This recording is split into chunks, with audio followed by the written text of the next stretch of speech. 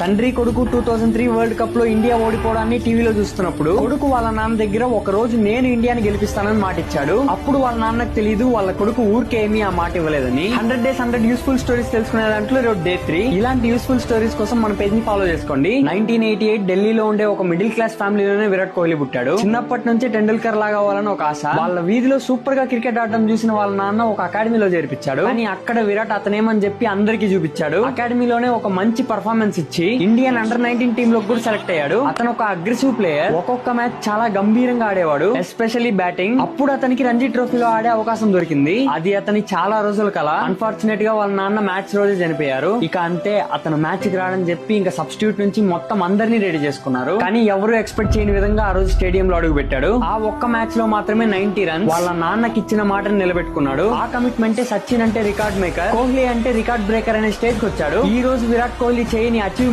లేదు, ఇవ్వని రివెంజ్ కూడా లేదు. 2011 వరల్డ్ కప్ లో సెంచరీ కొట్టి ఇండియాని గెలిచేలా చేసి 22 ఇయర్స్ ఏజ్ లో వాళ్ళ నాన్నకి ఇచ్చిన మాటను నిలబెట్టుకున్నాడు. ఒక మిడిల్ క్లాస్ అబ్బాయి వాళ్ళ నాన్నకి ఇచ్చిన మాట వల్ల వరల్డ్ లోనే ఒక గొప్ప క్రికెటర్ అయ్యాడు. మంచి స్టోరీ కదా. ఈ వీడియోని కోహ్లీ ఫ్యాన్స్ ఉంటారు కదా, వాళ్ళకి షేర్ చేయండి.